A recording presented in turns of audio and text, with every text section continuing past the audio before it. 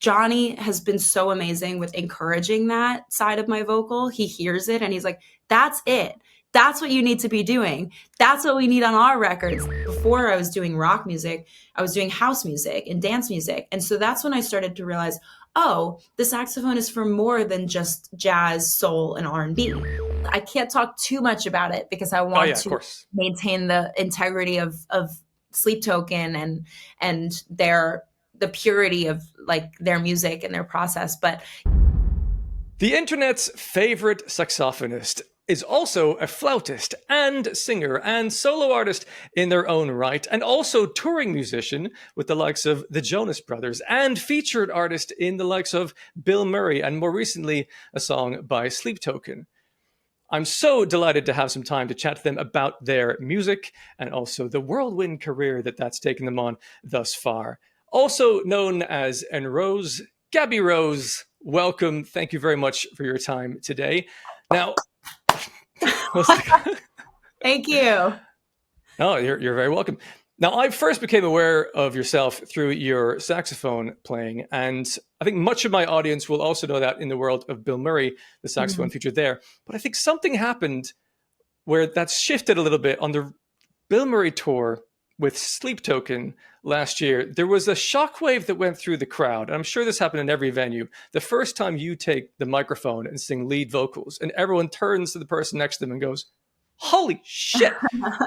What was your first foray into music? Was it saxophone, or was it flute, or was singing your initial way of kind of creating music from the start? That's a really good question. Nobody's asked me that before. I don't do a ton of interviews, but no one's asked me that before. So thank you. Also, I will say, I don't know what the hell is going on. Like when I take the mic, I'm trying to connect, but it's also like a blackout moment. So I don't see those reactions in the crowd. So I'll take your word for it. Thank you. There's always this thing going on in my head. Like, are they going to hate this? Like, it's a combination of that feeling comes in, and then really quickly you're just like, all right, I'm just doing it. I'm doing my thing. And then you just black out and you resort to what you know, which is hopefully good. So thank you. Good question. In some ways I would say singing came first, actually. And I don't know if that's just a result of like growing up on Britney Spears and Christina Aguilera and Spice Girls. And obviously we are attached to this instrument. So it felt just very ingrained in me. But I would say in some ways, yes, singing came first. But I picked up, and then actually violin came second. So okay. I used to play violin, which then a year later, I started learning saxophone, and I was doing the two of them for a long time. Interestingly enough, I still do, I don't do quite as many anymore, but the intro to my career was really like doing the gig scene here in New York. So meeting, and I know so many, like some of the best musicians in the world that I get to work with here. And I've done quite a few gigs with violinists. So specifically, this would be in the world of like doing it with house music and dance music and a DJ. And there are so many times that I'm playing and I'm like, wait, is that me? Because actually the tonality I find of a violin can be very similar to that of a saxophone, depending on the context. So looking back, I think it was actually quite a natural transition to go from violin to saxophone. And now that I'm singing pretty much every single time that I'm playing, a lot of people say that I sing like I play and I play like I sing. And that's the coolest compliment, because that means that I'm developing my own voice in whatever instrument. And so it gives me hope too, that when I spend more time on guitar, or when I spend more time on bass, when I spend more time songwriting, playing piano, it's like, I don't have to be the best. I just have to have some kind of voice that I'm following. So, that's a really cool observation. And thanks. No worries. Yeah, that makes sense. It's one of the most difficult things for people to do, I think. A voice is a very unique thing. So it's somewhat easier to have a unique voice because they're so different from each other. But to have your own voice within an instrument that people can hear, are like, oh, I think that's Gabi Rose on saxophone. That is a very difficult thing to find eventually. It's very cool that that's that's translated. What obviously for something like saxophone, flute, violin, I think it'd be very rare for you to just kind of experiment and then over time get good at it. They would probably need some classical lessons. But did you have the same in the singing world, or has that come from emulating the likes of Christina Aguilera? So I realized basically when I went to college, well, university, as I know that you guys call it over there, that's when I really got sucked into playing and writing and soloing. Like I didn't even know, like in the world of jazz, I didn't even know what a 7 chord was. I didn't know about extensions. I didn't know any music theory, none of it. And so by my second year in college, that's when I was like getting on stage and I was beginning to solo, and I joined this jazz octet that was part of my school, and every Wednesday we would perform downtown. And that's really when I started to learn material, and when I got my chops up, and when I realized like, oh, there's a lot that I don't know, but this is why I'm in school. And I didn't realize that that was going to be my path in school either, because I just didn't know I was going to be a musician, period. But luckily, because of that school, it brought me a lot of opportunity and knowledge. But yeah, I think, wait, what was your question again? I don't remember now, but I was so interested in your answer to that. It was about, well, did you have any classical training when it came to training. the singing side of things, or? Yeah, that's when I started taking some lessons for the first time. So I had this awesome professor in college, and she did musical theater and she did voice, and her name was Colby Thomas, and we're still friends today. And she's such an icon. And she had an illustrious Broadway and West End career. And so I started taking lessons with her. And that was the first time that I was like, wow, okay, singing is actually pretty different than saxophone, in the sense of you can get away with playing saxophone with a lack of breath control, contrary to popular belief, because people are like, wow, you must have lungs of steel. And at this point I do, but I think for a while I wasn't really using this area properly. And so she really taught me, it's about, like, the vocals are about the full body. You have to feel healthy in your whole body. You have to be stretched. Your blood has to be flowing. You need to be using, it's like an athlete, you know? And even if you're standing still, like, you don't realize how much is going on. So that's really where I started to learn, wow, there's a lot more to this that I haven't been paying enough attention to, because I think I had this innate ability to learn songs quickly and to deliver a vocal and to work with a band and to perform.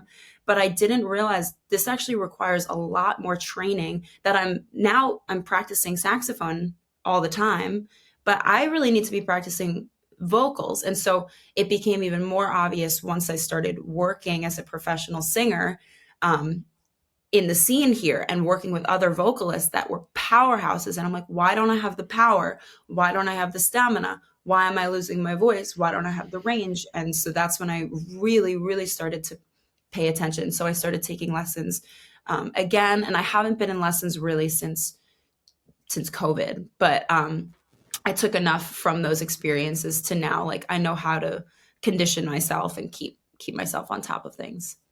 Yeah, if you've got the practice now, then that's good enough to build on. Yeah. And certainly if you're gigging as much as you seem to be, certainly in recent times, and it's a marathon, you need to kind of look after that over time. And I think everyone assumes, oh, the voice, that's in here. But actually, if you're not getting that's supposed to do as little as possible to make whatever the sound is. Everything else comes from kind of diaphragm. Yeah, and it's like the scariest thing, because if you get sick, then your instrument is instrument's broken. Yeah.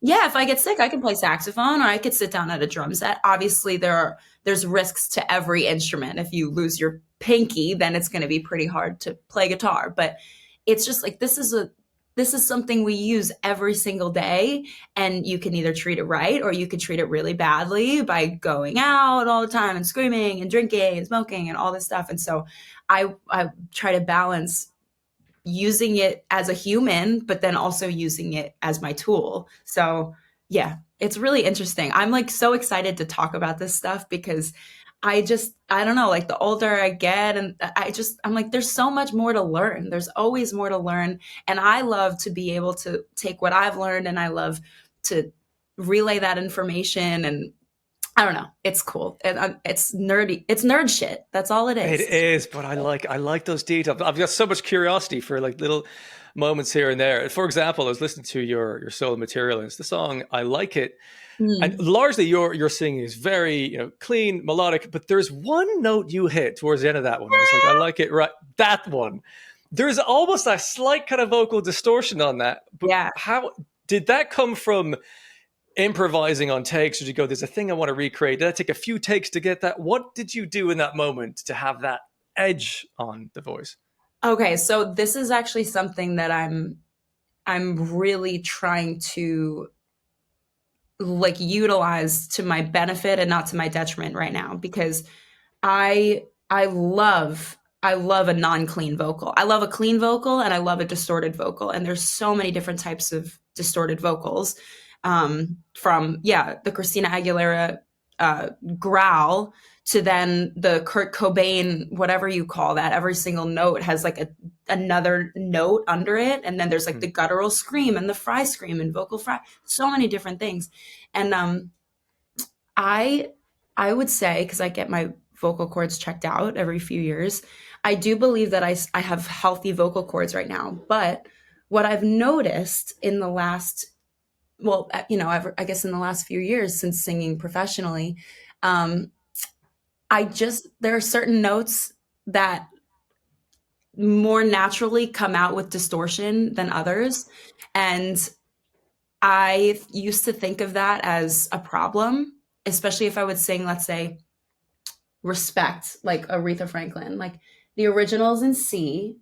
Let's see if I can.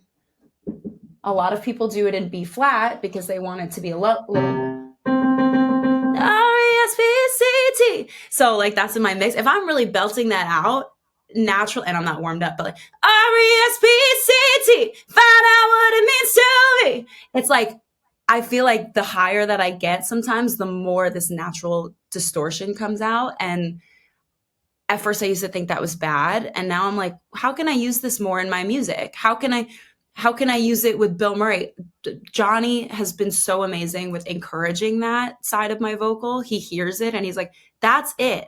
That's what you need to be doing. That's what we need on our records. That's like, and so I never even thought of that really before until recently. And so now I'm like, well, when I'm writing a tune, why can't I try doing something like that? So it's still something that I'm experimenting with and accepting now and trying to control in a healthy way. But that's a great observation. So thank you.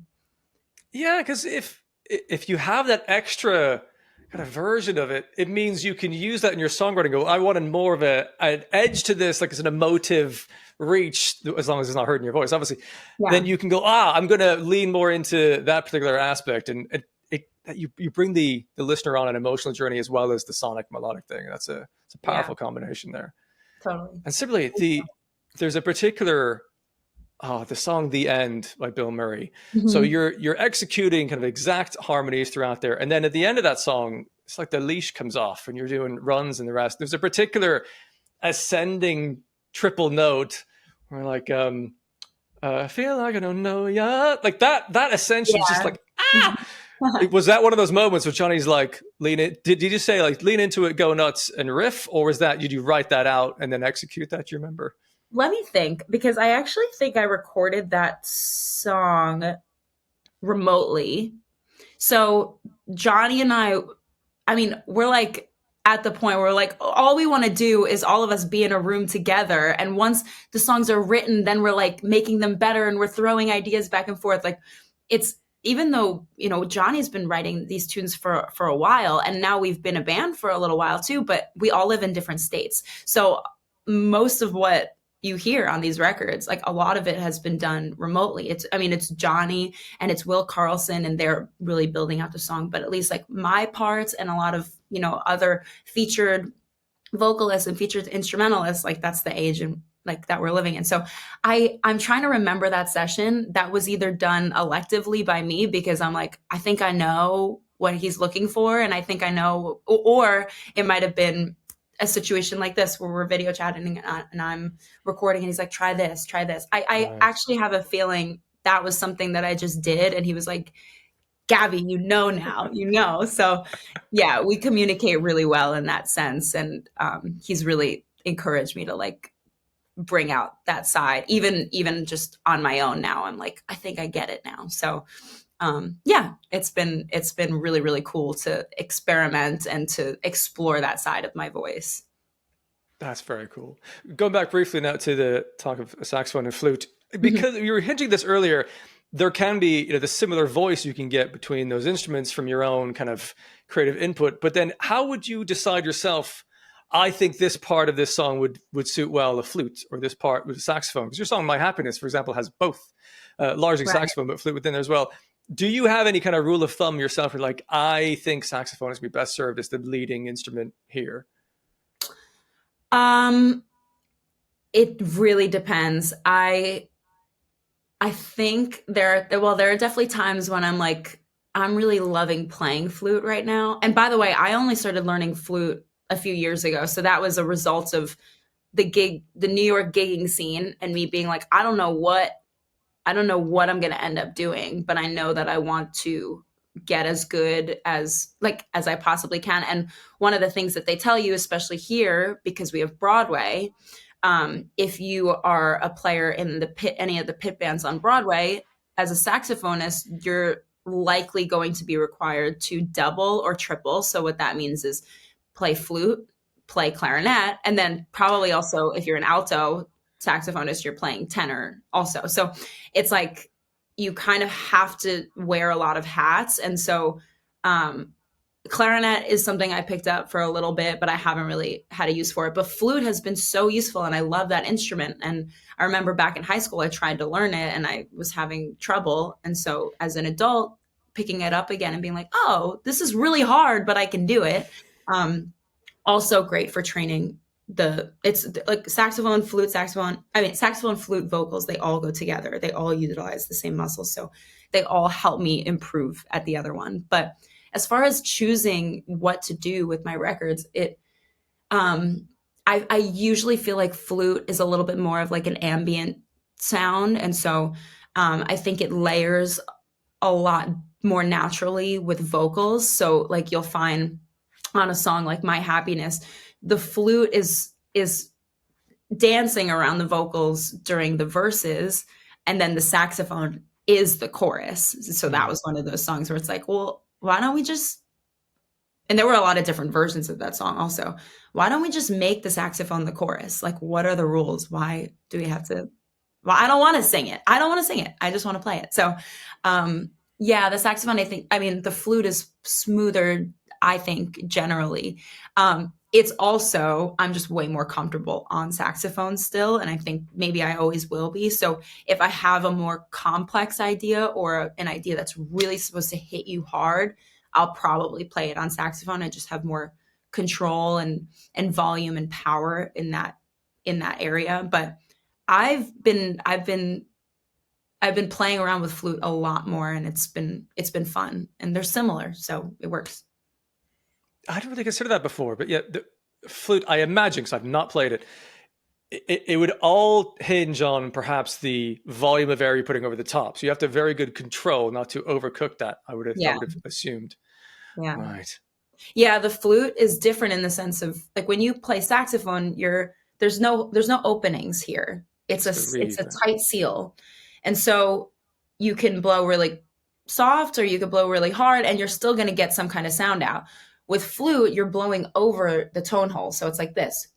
So you can't like smiling or laughing is literally like not allowed because it totally changes the direction of the airflow and the pressure. And so with flute, it's all about, um, the angle at which you're positioned and also the pressure of air. So you can, the fingering might be the same.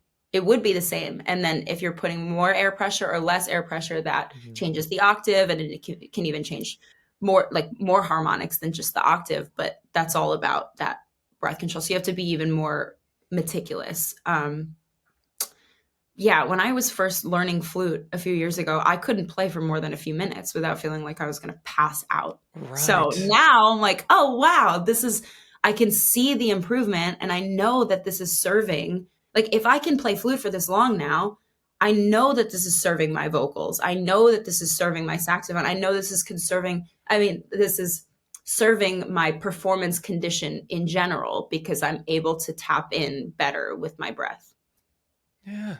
What I love especially about that as a concept is I recall during the set on that tour with Sleep Token, there was a flute part and you played a theme from a Zelda video game. Yeah. And like what I love now is you couldn't have smiled. You're like, I have to lock in to I, execute this, even though it's kind of a fun like, throw. Gabby's gonna play flute now. She's gonna play Zelda, and everyone's like, ah, and I'm like, oh, to be Lock so in. dead serious. How did that come about? Just go throwing in that Zelda reference in there. Like, is that from you? Are you a Zelda gamer, or is someone else going, oh, you should play this? People would lose their minds. Yeah. So okay, I have to say, I do consider myself, I'm like a half Zelda gamer because I grew up on those games, but once I got a Switch, I got a Nintendo Switch over COVID, and I got, what is it, Breath of the Wild, and I gave up, and I was like, Gabby, why can't you do this? You used to play this game or the other Zelda games all the time growing up. Like, I thought I was like too stupid to play Zelda, and then I realized actually I know those games so well because most of my playing was me sitting on the couch and my brother playing, him handling it. So I would be like, oh, do this. Oh, go that. Right. Do that. And he's, we're working together, but I'm not actually like, I'm not the one fighting. And I get scared with like the dying and all that stuff. I just get scared. It's a scary game. But I do like those games a lot. And so I know the music a lot too. It's like, it's forever ingrained like in my mind. And so like Ocarina of Time, that whole game, I know those songs, like, so, and such a beautiful soundtrack too. So actually what happened was there's this product called, do I have it on? It's away, but there's this product called the Flip Head, which is a flute mouthpiece. So you know how a flute's like this. The Flip Head allows you to, instead of playing the flute horizontally, you can play it like a clarinet or like a recorder. Okay. And so it's a curved, instead of using the head that comes with the flute, which a flute comes in 3 different pieces and you just assemble them. This is like a neck per se of the flute, and you blow into it like a recorder, and it sounds like a flute still, but it's a more direct sound, way less airy, more recorder like. And so this company is so cool, and when I saw this product, I needed to get it right away. I was like, I need to try this. And so I was messing around and recording myself messing around, and a couple of videos went mega viral because I think I was so visibly excited, and a lot of people were like, what is that? And so I played, one of the videos was me playing Saria's song from Ocarina of Time. And so then I think, well, the guys are such nerds in BILMURI. They're always thinking about games. And so like that in conjunction with my video floating around not too long before that, I don't know. I think it was like during sound check, maybe I was playing it for a second. Johnny was like, you should play that during this part. And I was like, oh, okay, yeah, cool. And now it's like, I can't hear it without it. Now when I listen to the records, I'm like, I wish it was there. Yeah. Yes. Once you play something repeatedly live, that becomes the version in your head, and you hear it on a record, you're like, that's not right. Yeah. That's funny. Your solo music covers a range of genres. There's pop, there's soul, there's funk. Even in, was it Not a Barbie, there's kind of like fast-paced, almost pop-punk moment in there. Yeah. How much of that is incidentally the song becomes what it becomes, or are you consciously trying to express yourself in different genres as an exercise? Yeah, it's a little bit of both. I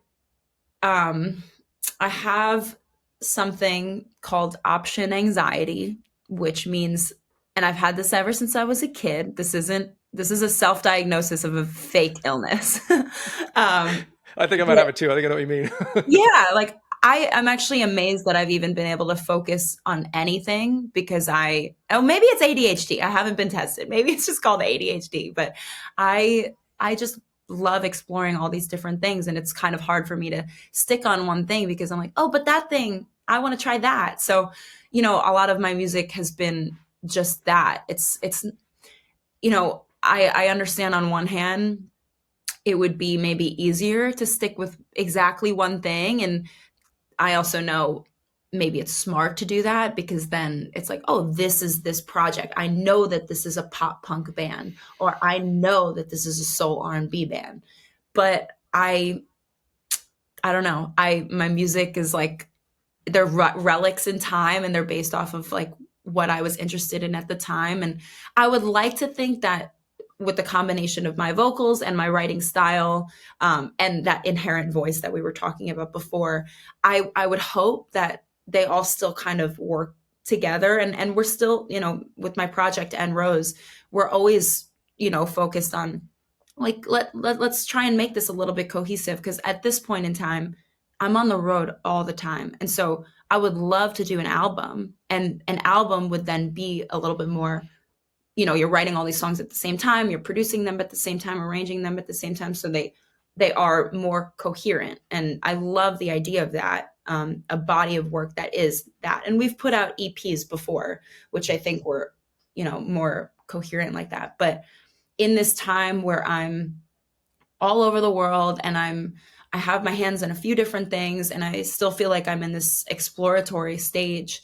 it is fun to get inspired and then to sit down with Anthony, my producer, and we're just kind of shooting ideas back and forth. And Kit, my keyboard player, he's also a co-writer of mine, co-producer, and we all kind of the three of us bring in different things. So like my strengths are someone else's weaknesses, their strengths are my weaknesses. And I love soul music and I love R&B, and that's really what got me to start writing in the first place. So even though I'm more of a pop rock artist at this point, I can't help but want to have a little bit of those jazz chords in there, and I can't help but want to have like a sick ass solo with a few blues and bebop lines, and I can't help but want to do some runs with my vocals and some vibrato. Like it's just, sometimes it works, and sometimes it has to be saved for another song. But yeah, I think trying to combine all of those things is a challenge, but it's something that I'm having fun exploring.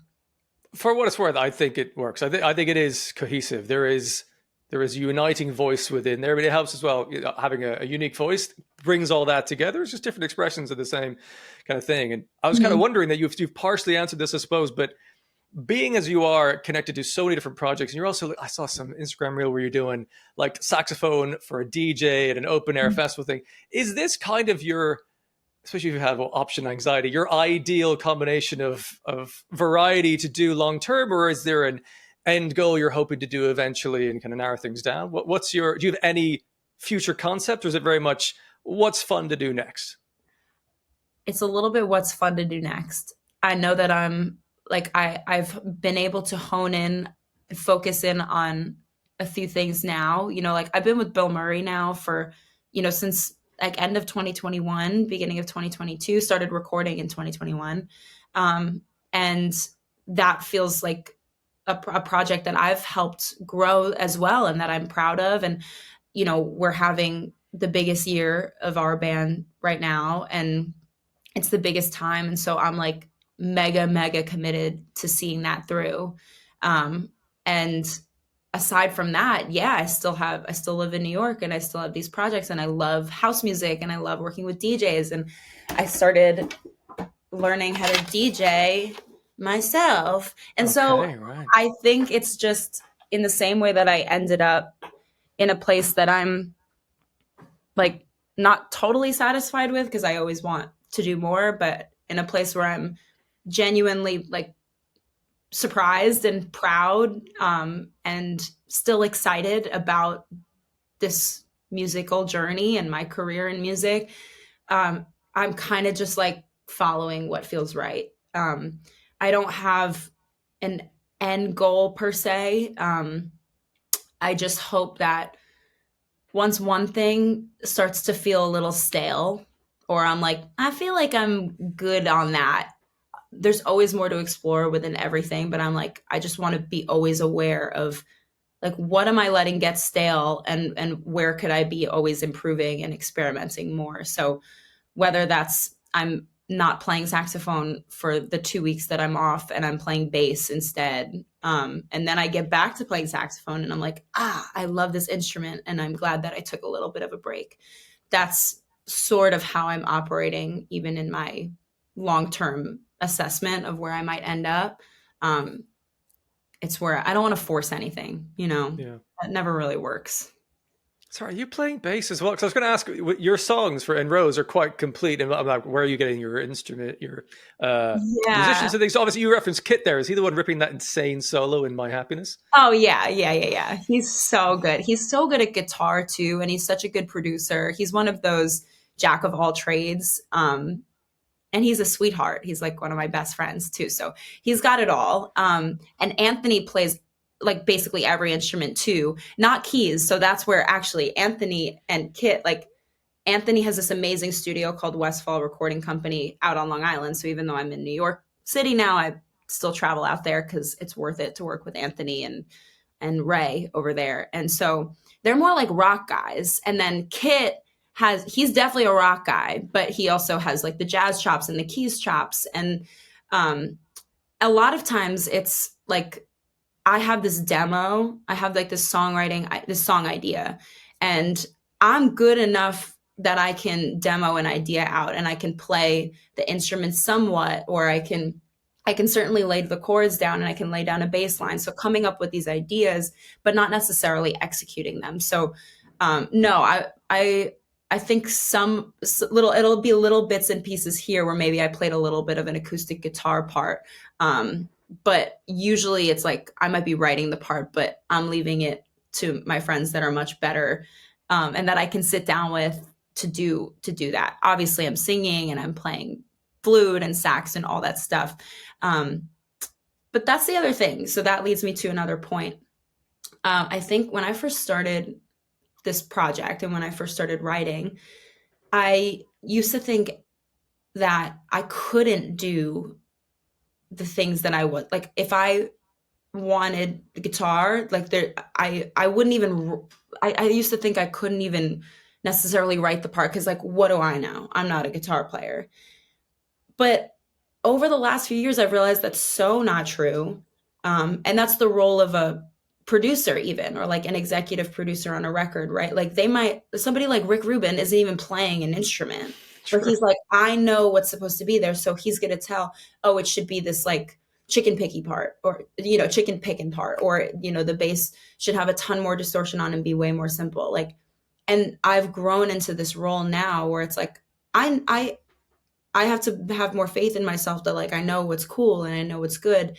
And the more knowledge that I have of these instruments, the better I can communicate what I'm looking for. So it's never a waste of time for me to be practicing piano or for me to be practicing guitar or practicing bass, because then when I'm sitting down with one of these guys and we're actually recording the proper part, I can say, oh, actually, can you add that extension? Can we make that an A sus2 instead of a regular A? With bass, I think you should use a pick instead of I think it'll sound better with a pick, because it's like I know a little bit. So yeah, like now I'm at the point where I'm like, I still trust my friend. I still don't feel like I have to do everything myself, and I love the collaborative process. But I have a lot more faith that even if I'm not the master of all instruments, that doesn't mean that I can't have the ideas and know what is the right thing to do and communicate that effectively. I love that. That makes total sense, because ultimately all instruments, when you boil it down, they are just notes. And like if you can understand notes and melody, then it's about, well, how do I physically apply that? And you don't have to be God tier on every instrument. If you were looking to write music, if you have some understanding of it, then you can piece it together and better represent your ideas, as you were saying. But I was like, because the bass on your songs are phenomenal. Like the playing on that is great. So I'm like, are you playing that piece as well? Fuck. No. But thank you. And I mean, that's the thing too, is like, if you had the absolute coolest bass part, the absolute coolest guitar part, coolest, it's like, what does that even mean? Like, I'm thinking the choppiest, the most notes, the most complex, it would sound horrible. So like, most of these parts, like, yeah, I could play it. I could, because it's about the song and it's not about the part. So absolutely right. They're all just notes. So it's like if you can understand melody and you can understand rhythm, you can understand how an instrument is supposed to fit in and what is appropriate and what's not. Absolutely.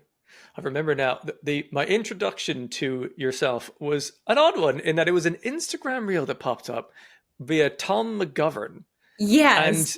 And this song started, it's like, what the fuck is happening here? And I was like, this is kind of funny. Oh, the song's actually really good. And then there's a ripping Okay. saxophone solo. How did that come about? Did he reach out to you saying, I need an amazing saxophone solo for this really serious song I have? How did that Yeah. start?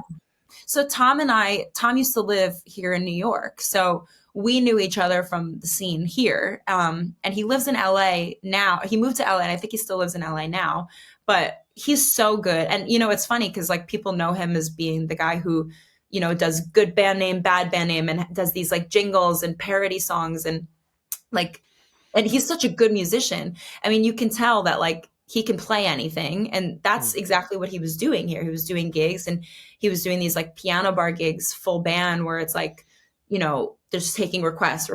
And he's like bopping around on every instrument. And so is everybody else in the band. And I'm like, how are you, my friends? You guys are so good. And so he was one of those. And, you know, his whole thing on social media is so good, but we kept in touch, of course. And he just had this song and this video idea. And because it's sort of this like 80s sounding thing, he reached out to me and he was like, do you want to do this? And I was like, hell yeah, of course.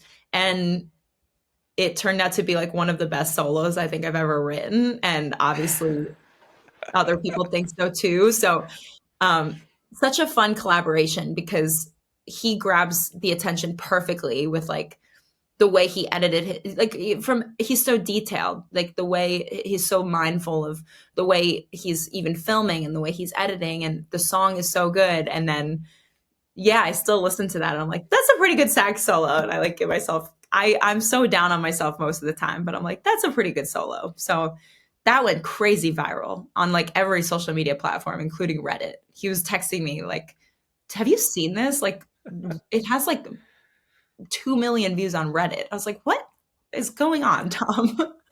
So that was super fun. And I love Tom. He's the best. You referenced there the saxophone, 80s style thing. This is something I've noticed on the outside. I was wondering what your take on this is from the inside of being a saxophone player. Is that saxophone was huge in like the 80s and early 90s. And at some point, it became like an uncool instrument. But Oh in the yeah. last like 5 years, it's now, if you throw a saxophone into a heavy metal song, it's the coolest thing in the world. Totally. Have you noticed that as a player, like that, the kind of waxing away in the popularity of the instrument that way?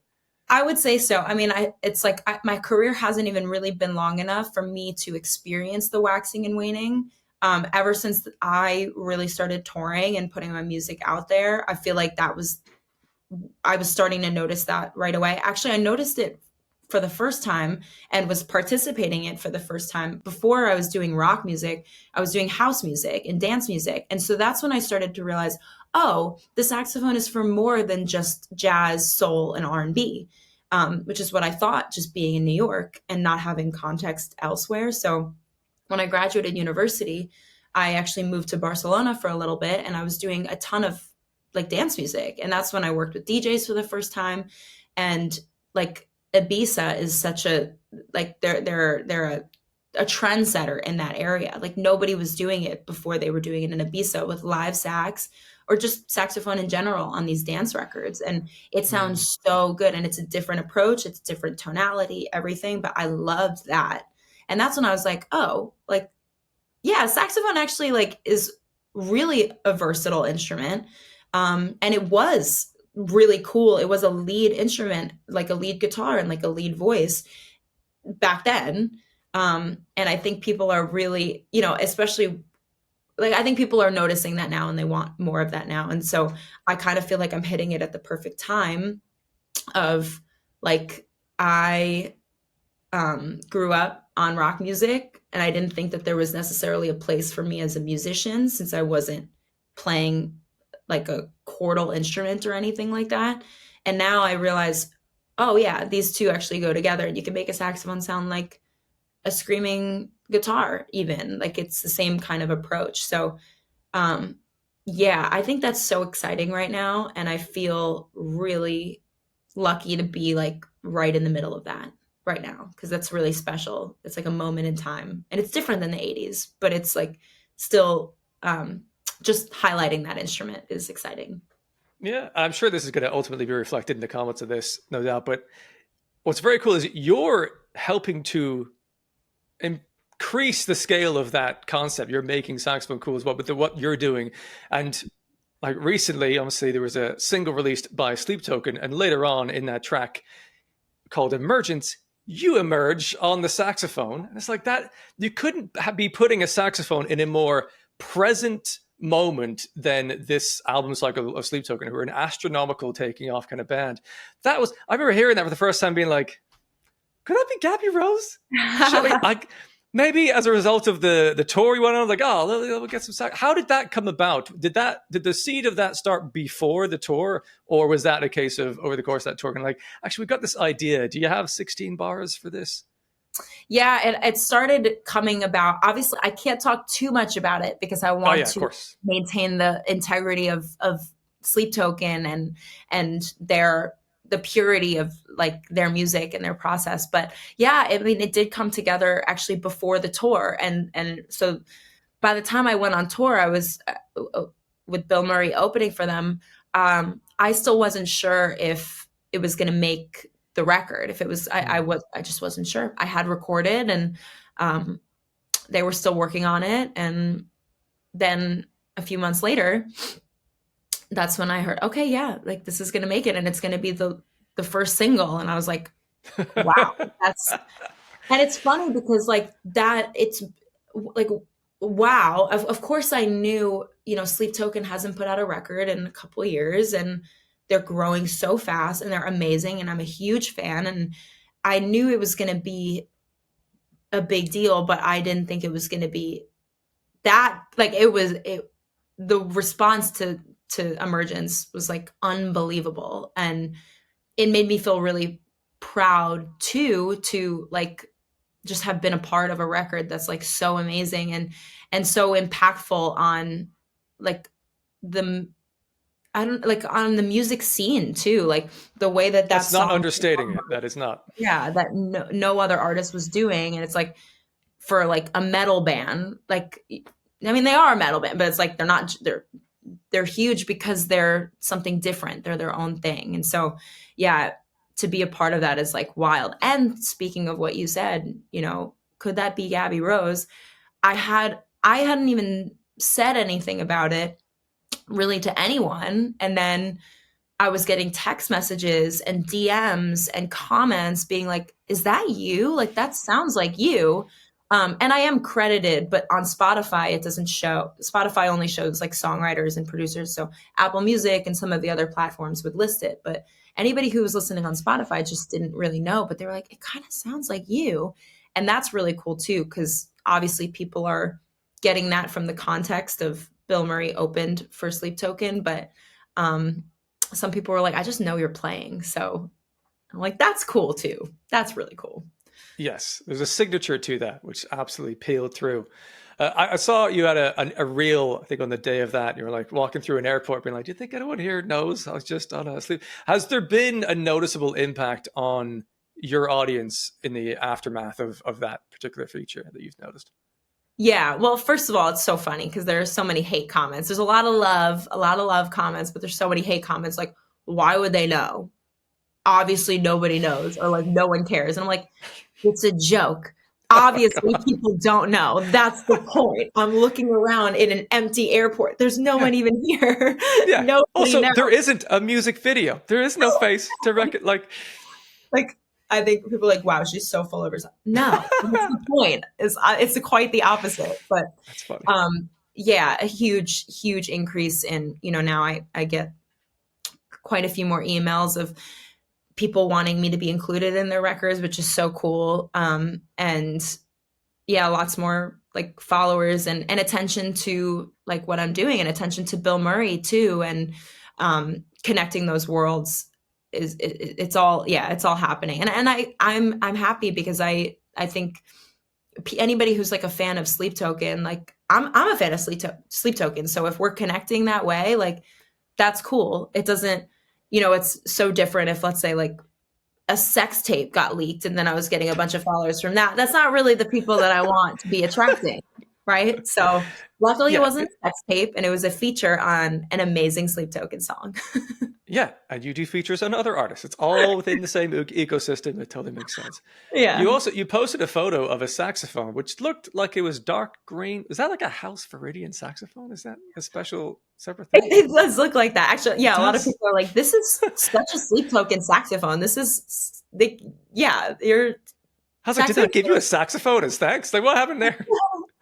It looks like that, but no, I mean, it's a beautiful Yamaha Custom Z, and it just has an amazing engraving, and it's black and gold, but the mouthpiece is green because the mouthpiece Okay, is a Sios mouthpiece. Yeah. So it definitely it, it matches the record. It matches their I vibe. So see. it's meant to Very be. nice.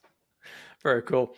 I was wondering, in terms of your touring with BILMURI, now saxophone isn't on every single one of their songs. Mhm. So when you're approaching the live set, I wonder how much is in advance in like the pre-tour rehearsals. Are you going like, right, I've got this idea for a saxophone line I could do at this point, or are you kind of improvising over, say, Better Hell, being like, well, I'll just play the sax with the lead guitar kind of part. How are you approaching filling in some additional bits and pieces you can do live without crowding out the song and making sure that you're not kind of adding too much instrumentation live as well? Like, how do you find that balance? Are you working with Johnny on Totally. that in advance? Yeah. Well, first of all, like, when we first started doing it, it was like unknown territory. So it was really like partly it's half instinct and half permission. So it's like I don't want to shit all over a song that never had saxophone in the first place, but if I'm given permission to use my instinct, which is generally appropriate, then those two come together, and that's how we come up with this new live sound. And it's cool because I think when I go to see a band, it can go one of two ways. It's either I'm disappointed because I'm like, it sounds so far from the record and also is lacking energy, and I'm like kind of bored, or it sounds bad. Hopefully it doesn't sound bad, but it's like I'm just it's just a little dull.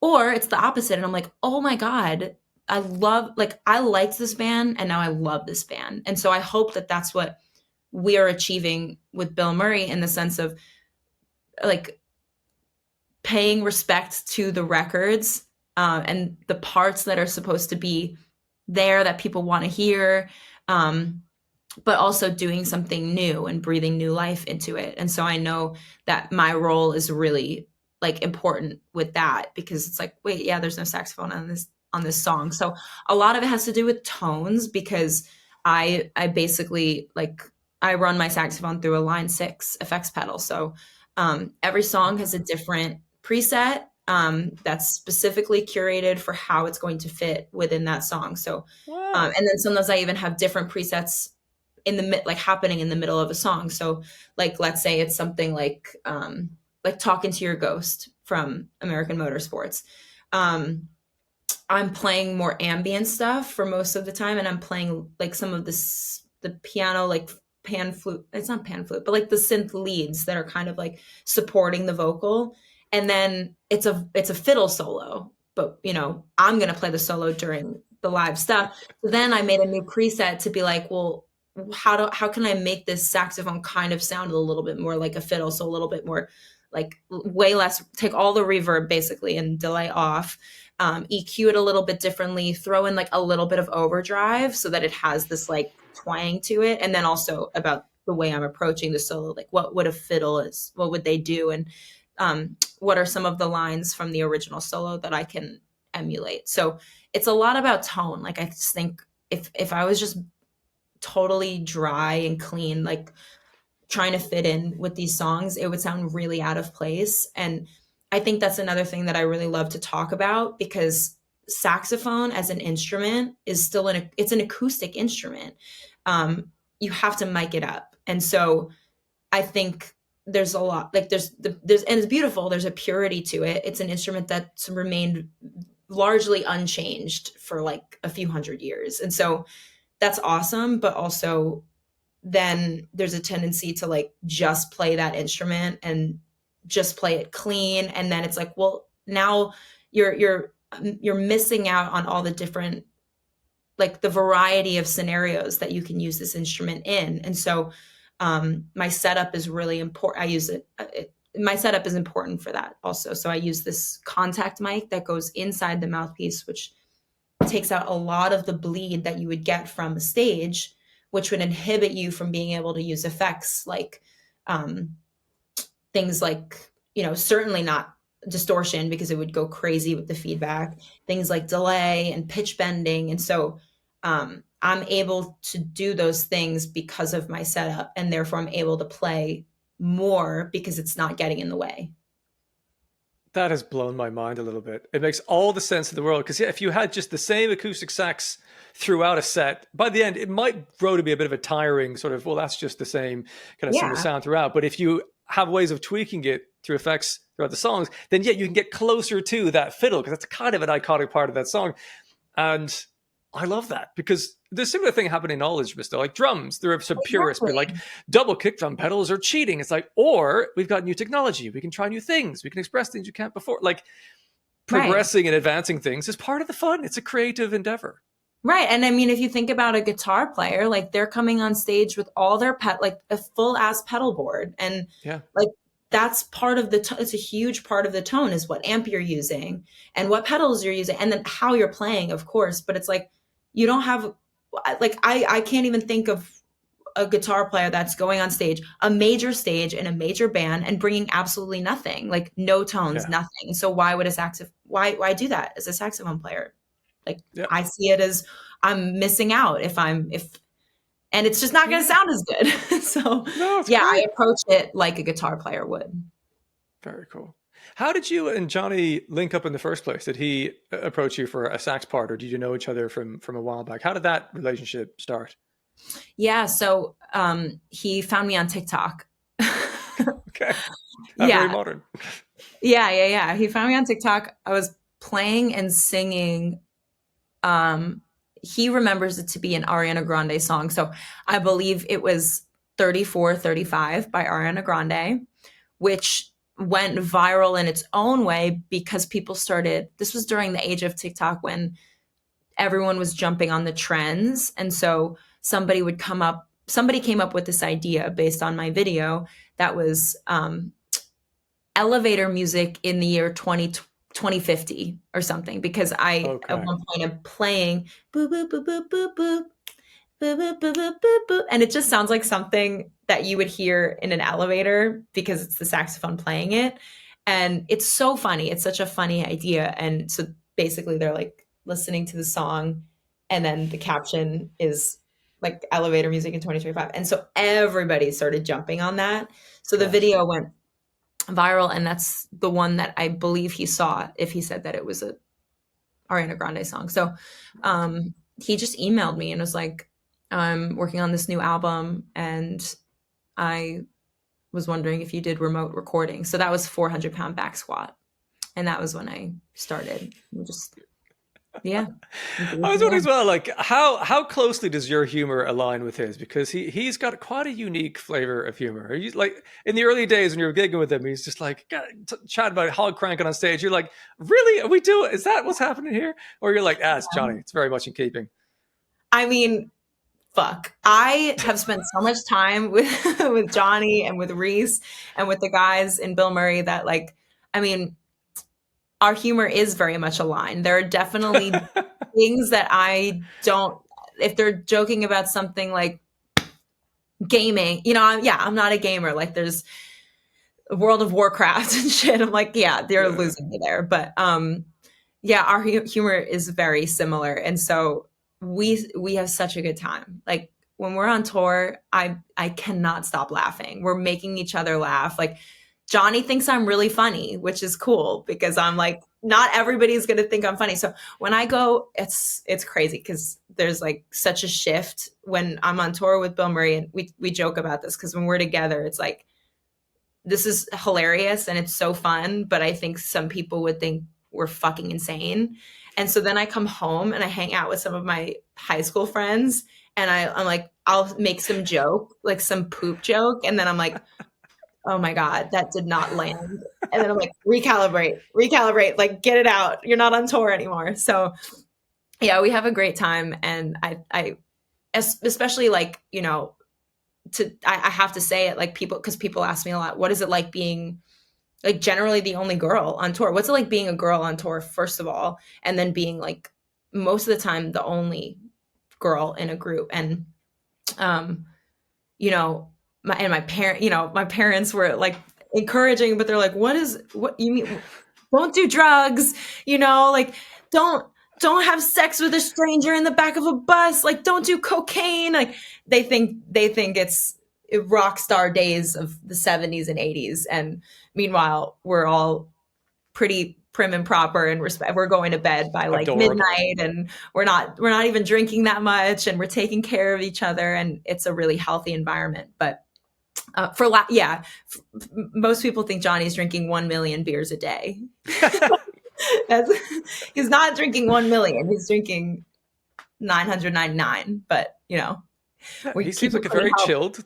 Yeah, I wouldn't go as far as saying sensible, but very chilled out, relaxing, adorable human being. Yeah, but that's also why I love those guys, is because I feel like I can be totally myself, and they feel like they can be totally themselves. It doesn't feel like there's this like gap in the way that we have to treat each other because of our genders. And they respect me a lot. I feel respected, and I respect them a lot, and I feel respected. They feel respected. And so we can just be totally like without like releasing our inhibitions, and just have fun and enjoy each other. That's great. So, yeah, I'm sure it helped as well. But everyone in that band is a top tier musician. Like Xavier on the drums is completely mind blowing. Yeah. So that certainly helps. Well, It's been a joy to chat to you today. Thank you very, very much for your time. I've learned so much, which I was hoping to do as well. Good luck with the many endeavors you have right now. Hopefully you're finding a way to calmly juggle all of that in your calendar. I imagine it's pretty busy logistically, but best of luck with everything that's coming up next for yourself. Thank you again for your time. It's been great. Thank you so much, Steve. I love this podcast, and this was such a fun conversation. You asked really insightful questions, and yeah, I could talk about this nerd shit forever. So I appreciate you. Thank you. Thanks. Cheers. And thank you for your support too with my projects, and with any songs that we put out, you know, between my solo stuff and the Jesse Young song and BILMURI and Sleep Token and everything. You're doing amazing work with highlighting. I appreciate that. But it's as I say to every artist, it's not charity work. I support great music. All of that stuff is great music. So it makes it very easy. Amazing. Thank you. Well, that was an honor to have that conversation there with Gabi Rose. What a cool series of insights she was able to share about her craft in the music world. If you enjoyed that conversation and you want to see more interviews like that, make sure you subscribe to this podcast, because there's more coming up in the future. I'll also make sure to add some links in the description, so do check them out, to Gabi Rose's online presence in various platforms. So do check out her upcoming music or tours in those avenues. Hopefully you enjoyed this. If you did enjoy this, by the way, and you're on Spotify or Apple Podcasts, make sure you give a 5-star rating. That'd be really helpful for this to reach a wider audience. Otherwise, hopefully you just come back for another one of these interviews very soon.